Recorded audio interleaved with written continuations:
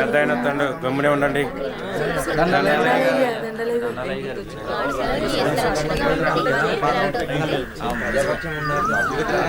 ఏరా రామయ్య, గొడవేంటి చెప్పు.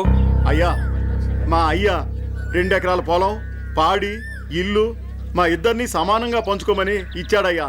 అనుకోకుండా మా నాన్న చనిపోయాడయ్యా. ఇప్పుడు మా తమ్ముడు నాకు ఎకరం పొలం, పాడి మాత్రమే ఇస్తానని ఇల్లు తను ఉంచుకుంటానంటున్నాడయ్యా. నేను ఇల్లు లేకుండా నేను ఎక్కడ ఉండాలయ్యా? పెళ్ళం బిడ్డలతో నేను ఎక్కడ బతకాలయ్యా? మీరే చెప్పండి అయ్యా, ధర్మం చెప్పండి అయ్యా, న్యాయం చేయండి అయ్యా, మీరే న్యాయం చేయండి అయ్యా.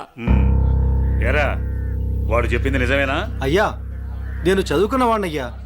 ఈ పాడి పంట నాకు తెలియదయ్యా. అందుకే ఇల్లు నాకు వదిలేసి పాడి పంట వాడిని తీసుకోమని చెప్తున్నానయ్యా. దీంట్లో తప్పేముందయ్యా? తప్పేముందంటావేంట్రా? మీ అయ్య నిన్ను బడికి, మీ అన్నయ్యను పొలానికి పంపించాడు. నువ్వేమో పట్టణంలో ఉద్యోగం చేసుకుంటూ 4 రాళ్లు సంపాదించుకుని భార్య బిడ్డలతో హాయిగా బతుకుతున్నావు. మరి మీ అన్నేమో పొలానికి పోయి మట్టి విసుక్కుని ఎండనక వాననక పంట పండి పండక పిల్ల పాపలతో నానా యాతన పడుతుంటే ఇల్లు నువ్వు తీసుకుని అని బయటికి పోమంటావా? ఇల్లు లేకుండా ఎక్కడికి పోమంటారు మీ అన్నయ్యని? ఒరే సుబ్బయ్య, అన్నయ్య అంటే ఏంటో ముందు తెలుసుకోరా. తమ్ముడంటే అన్నయ్యకి మొదటి బాధ్యతరా. తమ్ముడంటే అన్నయ్యకి మొదటి స్నేహితుడురా. అన్నయ్య అంటేనే ఒక ధైర్యం. పొద్దునే లేచి తల్లిదండ్రులు పొలానికి పోయి కష్టపడి సాయంత్రం ఇంటికి తిరిగి వచ్చేంత వరకు కంటికి రెప్పలా కాపాడేది అన్నయ్యేరా. ఆకలేస్తే అన్నం తినిపించే అమ్మ ప్రేమ అన్న. నిద్రొస్తే జోలపాడే అమ్మ గుణం అన్న. ఆడుకోవాలనిపిస్తే తనే ఒక బొమ్మలా మారి అలరించేదే అన్న. అన్నయ్యెళ్లే దారిలోనే తమ్ముడు తన మొదటి ప్రపంచాన్ని చూస్తాడు. అదేరా అన్నదమ్ముల మధ్య ఉండే బంధం. దాన్ని తెలుసుకుని బతకండ్రా. ఆ పెద్ద ఆయన చెప్పే మాటకు తిరుగుండదురా. ఈ విధంగా చెప్పే వ్యక్తి ఎవ్వరు కూడా మీకు దొరకర్రా. ఇకనైనా కలిసిమెలిసి ఉండండిరా. అయ్యా, తప్పైపోయిందయ్యా. నన్ను క్షమించండి అయ్యా. అన్నా అనే మాటకి అర్థం తెలియపరిచారయ్యా. నిన్ను క్షమించవలసింది నేను కాదురా, మీ అన్నయ్య. ఓ, మీ అన్నయ్య కాళ్ళ మీద పడు. ఓ అన్నయ్య, నన్ను క్షమించండి. రేయ్, నీ స్థానం నా కాళ్ళ దగ్గర కాదురా, నా గుండెల్లో. తమ్ముడు, మనం ఎప్పుడూ కలిసే ఉందాంరా, కలిసే ఉందాం. మంచి తీర్పిచ్చారయ్యా, మీరు సల్లంగుండాలయ్యా. పెద్దయ్య గారు, చిన్నయ్య గారు గొప్ప తీర్పు చెప్పినారండి. ఎడిపోదాం అనుకున్న అన్నదమ్ముల్ని భలే కల్పిస్తున్నారండి. కలపడం కూడా ఓ గొప్పేనా? మా రోజుల్లో ఇచ్చే తీర్పులు ఎంత గొప్పగా ఉండేవో. అయ్యగారు, ఆ రోజులు మేము చూసొచ్చామా ఎన్నొచ్చామా? ఎంతకీ తమరు కలిపే రకమా ఎడగొట్టే రకమా? ఏం మాట్లాడుతున్నావురా? అదే అదే అదే అదే అదే మీరు నాకు చిన్న సాయం చేసి పెడతారని. ఏంట్రా అది? అది అది నాకండి చెప్తా. రేయ్, అసలు విషయం ఏంటో చెప్పు. అదేనండి, మన కుమారి ఉన్నది కదండి. అది నా దగ్గరే ఉంటది. అయ్యగారు, ఉన్న విషయం ఏంటో సరిగ్గా చెప్పు. అదేనండి, కుమారిని నాకు శ్రీమతిని చేసి పెడతారా అని అడుగుదాం అనుకుంటున్నానండి. అంతే ఆ గొడుగు ఇలా ఇవ్వు. అయ్యగారు, మీరు గొడుగు పట్టుకుంటే నేను వేస్తానండి. పర్వాలేదురా, ఇలా ఇవ్వు. అయ్యగారే, పట్టుకోండి పట్టుకోండి.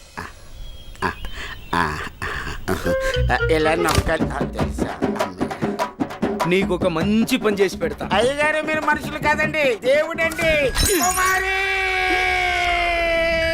కుమారి,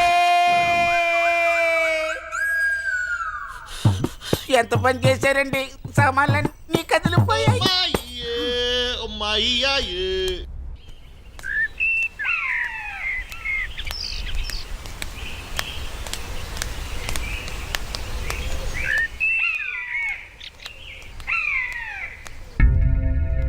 నా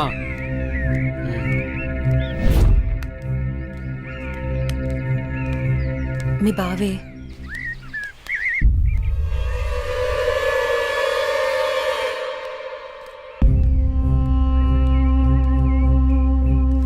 ఏంటి అనన్య, కాలేజీకి వెళ్తున్నావా? వెళ్ళి బుద్ధిగా చదువుకో. పల్లెటూరు చదువులే కదా అని ప్రేమ వ్యవహారాలు ఏం పెట్టుకోకు.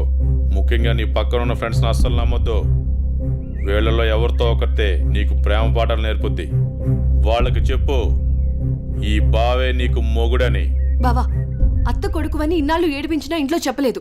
ఈ విషయం గానీ మా నాన్నకు తెలిసిందనుకో ఏం జరుగుతుందో నీకు తెలుసు కదా. అయినా రోడ్డు మీద వెళ్లే అమ్మాయిని ఏడిపించడం తప్పనిపించట్లేదా? ఇంకొకసారి నా వెంట పడినా, నా జోలికి వచ్చినా మా నాన్నతో చెప్తాను. చెప్పుకోవే, ఏం చేస్తారో నేను చూస్తాను. ఎప్పుడో చేయాల్సిన పెళ్లి ఇప్పుడే చేస్తాడు. పెళ్లికి ముందు అందరూ అదేదో చెప్పుకుంటారు కదా, అదే I love you, I love you. ఇప్పుడు చెప్తున్నాను, ఐ లవ్ యూ. దొంగ సచ్చినోడు.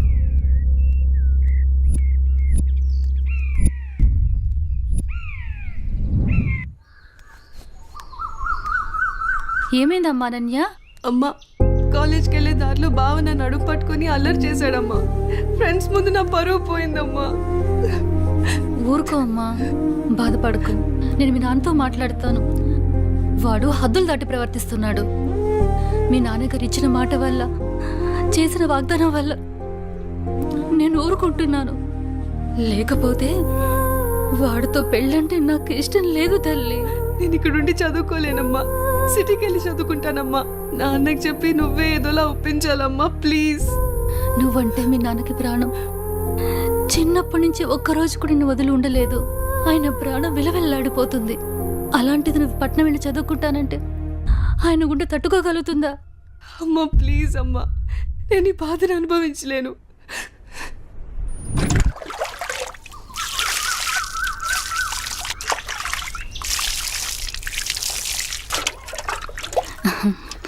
తీసుకోండి.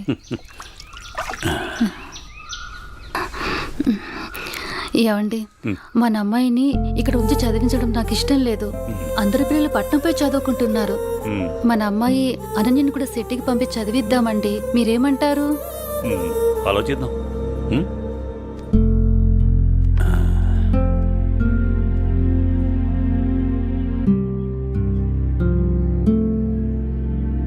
అనన్యకి ఇష్టమైతే అలాగే చేద్దాం. కానీ అమ్మాయిని వదిలి మనం ఉండగలమా? ఆలోచించు. ఆలోచించేది ఏముందండి, మన అమ్మాయి బాగా చదివితే అది మనకు మంచిదేగా. అమ్మాయి ఇష్టాన్ని మనం కాదనలేముగా అండి. అలాగే, నీ ఇష్టం.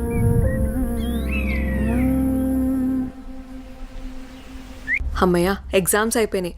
నేను బాబాయ్ వాళ్ళ ఊరు వెళ్తున్నానే. నేను కూడా మా ఊరు వెళ్తున్నానే. అబ్బా, ఎక్కడికి వెళ్ళినా మనందరం మళ్ళీ ఎక్కడో చోట తిరిగి కలుస్తాం కదే. లేకుంటే అందరూ మా ఊరు వచ్చేసేయండి. సరదాగా తిరుగుతూ ఎంజాయ్ చేద్దాం. అనన్య ఒప్పుకుంటే నేను రెడీ. ఏమంటవే అనన్య? మా నాన్న సాయంత్రానికే వచ్చేయమని చెప్పారే. మీ నాన్నతో నన్ను మాట్లాడమంటావా? అమ్మో వద్దు, మా అమ్మ నాన్న చెల్లి నా కోసం ఎదురు చూస్తూ ఉంటారు. ఎప్పుడు అమ్మ నాన్న చెల్లి అంటావు? నీకంటూ స్పేస్ లేదా? ఈ వయసులో మనం ఎంజాయ్ చేయకపోతే ఎప్పుడే మనం జాలీగా ఉండేది? మనకిప్పుడు ఎలాగో కాలేజ్ అయిపోయింది కదా, తర్వాత ఎలాగో జాబ్ చేయాలి. అప్పుడు మనకి కావాల్సినంత టైం దొరుకుతుంది లేవే, అప్పుడు ఎంజాయ్ చేయొచ్చు. అప్పటి వరకు ఏం అడగొద్దు. సార్, బాస్ పిలుస్తున్నారు. నేను వస్తాను, వెళ్ళు. Okay sir.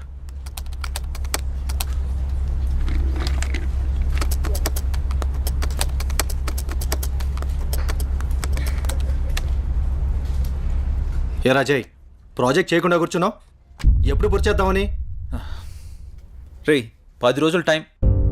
సారీ సార్, 10 రోజులు టైం తీసుకునే ప్రాజెక్ట్ని 2 డేస్లో కంప్లీట్ చేయమంటే కష్టం సార్. అది కాదురా, నువ్వు చేయగలవని ఈ ప్రాజెక్ట్ ఒప్పుకున్నా. ఈవినింగ్ కల్లా కంప్లీట్ చేయరా. ప్రతిసారి ఇలా అంటే కష్టం రా. అది కాదురా, అర్థం చేసుకోరా.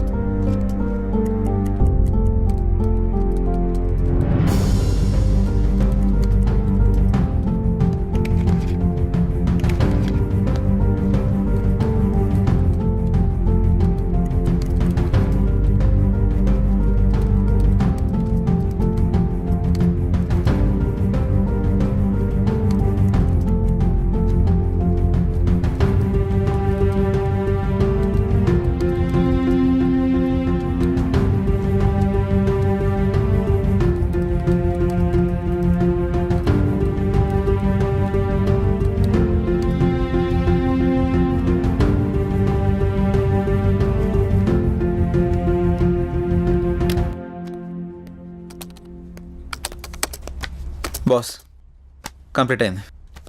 థ్యాంక్స్ రా. Sorry Madhu. It's okay. Are you free now? లేదు, కొంచెం బిజీగా ఉన్నాను. ఎందుకలా అడుగుతున్నావు? ఫ్రీ అయితే బయటికి వెళ్దామా? సారీ మధు, నాకు కొంచెం అర్జెంట్ వర్క్ ఉంది. బాయ్. సరే. రే మహేష్, సారీ రా, ఏమనుకోకు. ఈ ఆఫీస్లో రిజైన్ చేసేద్దాం అనుకుంటున్నాను. ఏ పాపం ఏం తక్కువైంది? అన్నీ ఎక్కువేరా. మన బాస్గా టార్చర్ భరించలేకపోతున్నాను. ఏమైందిరా? వాడు నన్ను అర్థం చేసుకోవడం లేదు. అందుకే రిజైన్ చేద్దామని ఫిక్స్ అయ్యాను. పైగా వాడు నేను మంచి ఫ్రెండ్స్ కదా, అందుకని. సరే నీ ఇష్టం కానీ. థ్యాంక్స్ రా.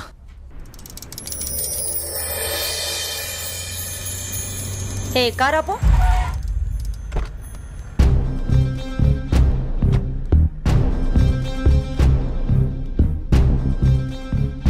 ఏ అనన్య, ఇటెక్కడికి వెళ్తున్నావు?